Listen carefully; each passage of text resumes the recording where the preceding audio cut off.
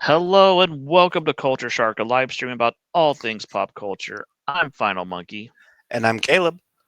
and we are trying to build our audience. If you like what you see here, please hit the subscribe button. Tell your friends. We do movie or TV show episodes one week, and then we'll do comic books the next, and we alternate. And sometimes there's a bonus episode in the middle of the week.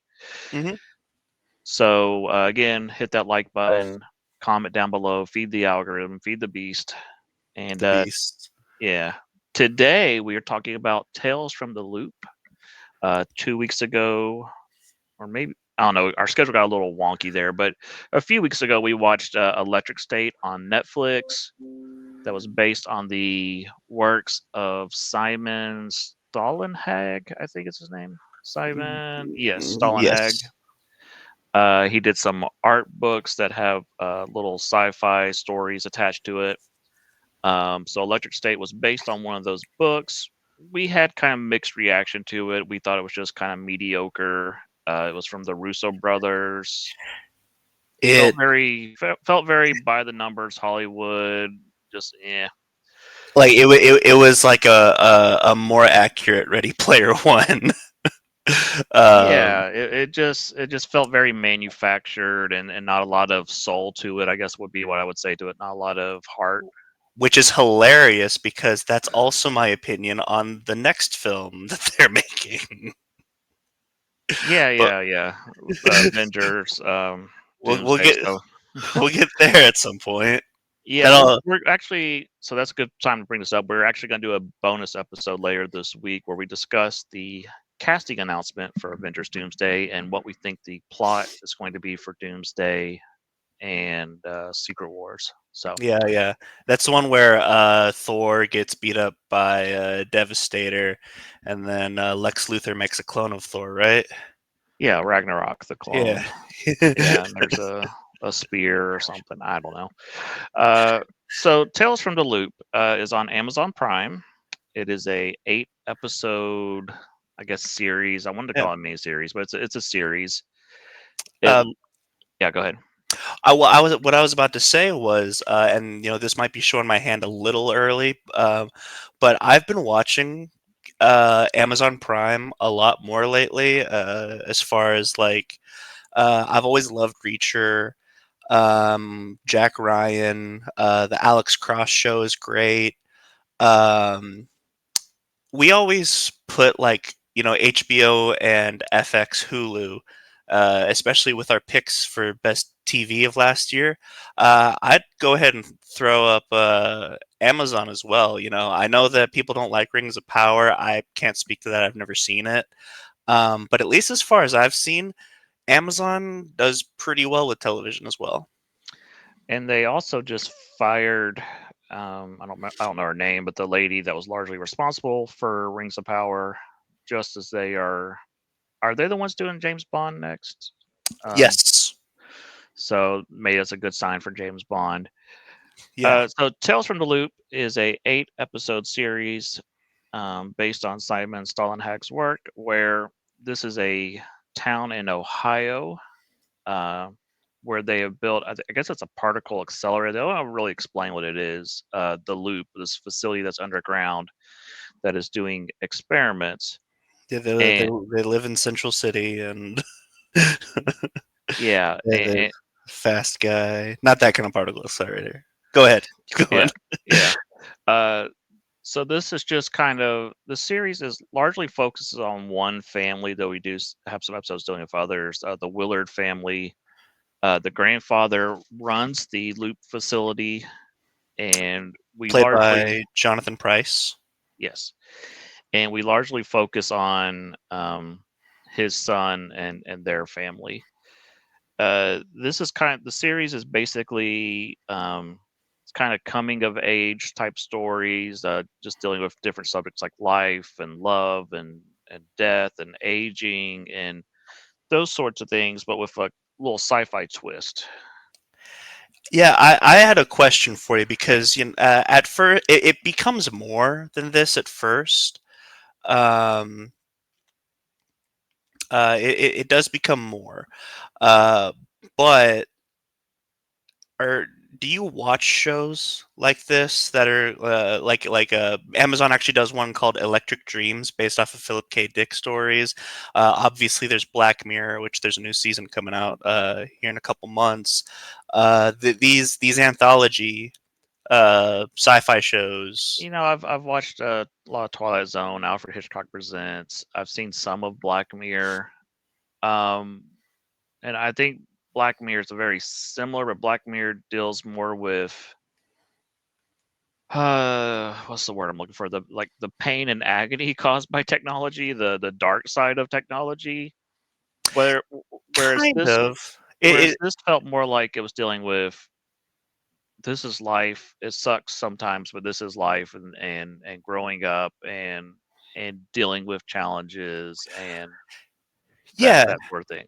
No, definitely, definitely. This one is it's kind of weird to say that it's definitely a little bit a little bit more optimistic. But I because you were messaging me like, man, did we pick the saddest show on Netflix? This is heavy, blah blah blah, and it definitely is. And but at the same time, I'm also like, I'm kind of numb because of Black Mirror. Well, it didn't help that I finished Babylon 5 last week, and the last couple episodes get really heavy, Yeah. and so I was already kind of in a mood, and then started this and got hit with the heaviness again. Oh yeah. But I think the show kind of describes it best itself at the end, where they're describing a book. They never say what the book is, but he said, "Well, it was sad, but it was beautiful." Hmm. And I think that is a accurate description of this show. I think It that's an is, accurate description of life. yes, yes, and it feels very slow paced, but deliberately so uh, at times. And a lot of the sci-fi, the weird little twists that happen, they don't really explain why they happened or how. they Yeah. don't they don't dwell on the science like at all. Uh, it's more about the characters and what they're going through. Yeah. And so I didn't. First of all, this is so weird to say that this is based off of the same thing as Electric State because it is absolutely nothing like Electric State. They are Um, complete opposites tonal wise. It to- is. I mean, like, I mean, you can't even. They're not even the same. It's kind of like if you're going to compare Iron Man to Schindler's List. Like not even. How do you compare movies that are nothing alike? You know. Other than the plot point that a brother's soul gets trapped in a robot, that is the only thing these have in common. That You know what? So I didn't even notice that. I didn't even notice that. And here's the thing. I am going to chalk that up to a coincidence. There's no way that uh that they like that has got to be a I mean, coincidence. it's the same writer. He likes doing the same tropes and stuff, I It's guess. it's the same But writer? well, Simon Stollenberg. I mean, the art book that he does have text. I mean, it's the Yeah, same well, yeah. ideas. Yeah. So I thought you meant like the person who wrote this wrote no, Electric Electric State. State. No, no, no. There's also some. I don't know if you were paying attention to directors. We had Jodie Foster Oh directed yeah. episode. Andrew Uh, Stanton, who did the Wall-E movie, and some other Pixar movies. One of them I did actually pay attention. One of them, Ty West, he does. I'm sure you have. They're horror movies. I'm sure you haven't seen them, but the X trilogy with like Okay, Pearl and all that. Pearl, Maxine. Maxine. Yep.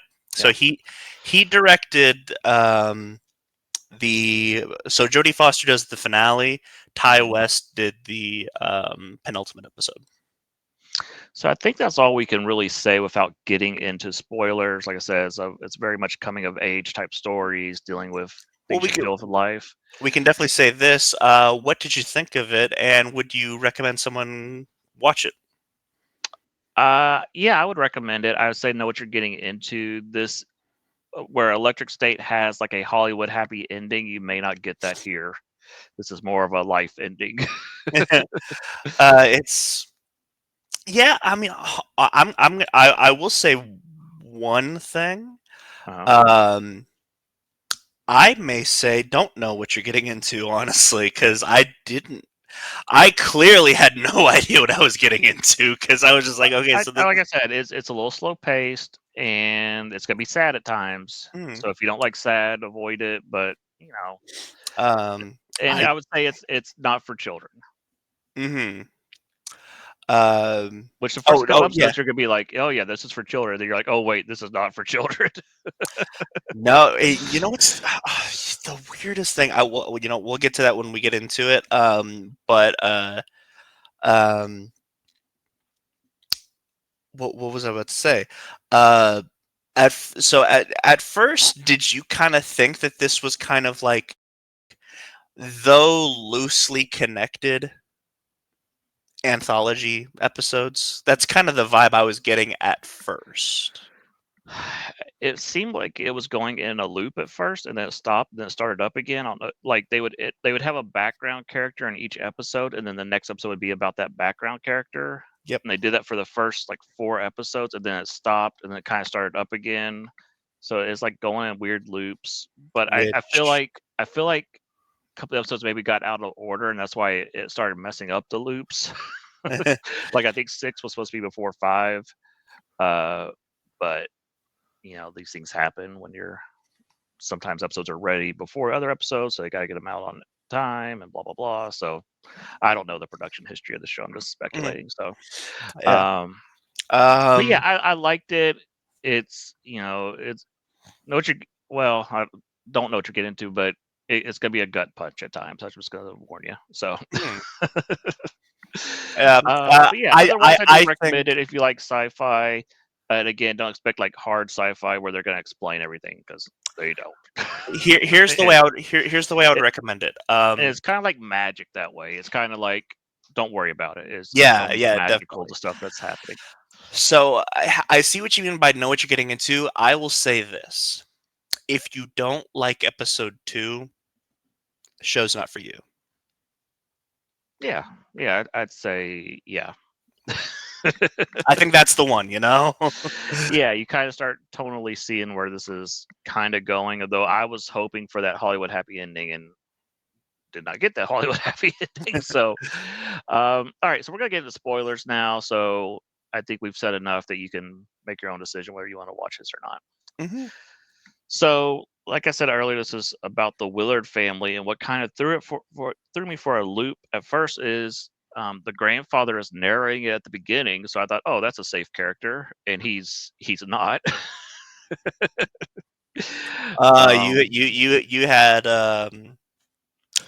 You had you had 80s grandpa reading the book vibes.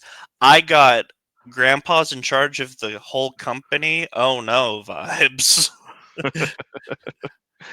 um, we'll briefly touch on each episode really quickly. The first episode deals with a little girl whose mom works at the loop.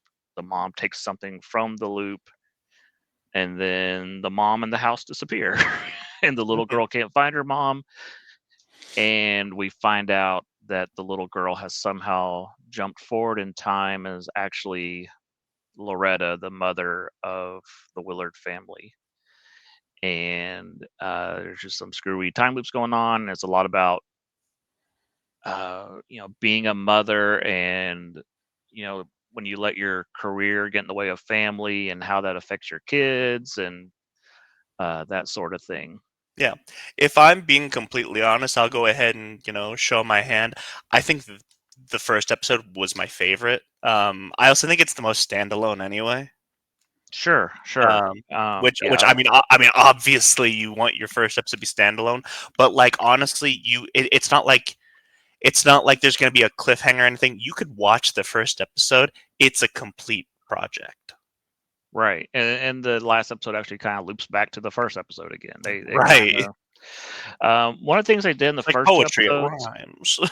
the first episodes they kind of dropped later was there were echoes of people that you were seeing, like she saw her future self waving at her in episode 2. He looks out the window and sees Jacob as a robot, that sort of thing. Then they kind of dropped that after that. Yeah. So I thought it'd been cool if that kept happening, but you It's have hard to different write. directors and different writers, yeah. So that's gonna happen. So yeah, first episode was pretty good. Uh, I do think this could have been a 6-episode series. 2 of the episodes do feel like filler at one point, Hmm. but we'll get to that. Episode 2 is the Freaky Friday plot that we've seen several times, but with a twist. It's Freaky Friday, but what if we don't ever end the Freaky Friday? What do you It's this episode actually reminded me. I think this was the most Black Mirror of all the episodes. Mhm. This one really reminded me of a specific Black Mirror episode. It was season 6. It stars Josh Hartnett and Aaron Paul, called Beyond the Sea. Um, and it's really about one man uh, being jealous of another man's life, and there is a way that that man can experience the other life Mhm. using technology. Um, and it's a little darker because it's Black Mirror, Mhm. um, but there's definitely that same air of you don't deserve this life because you don't appreciate it. You have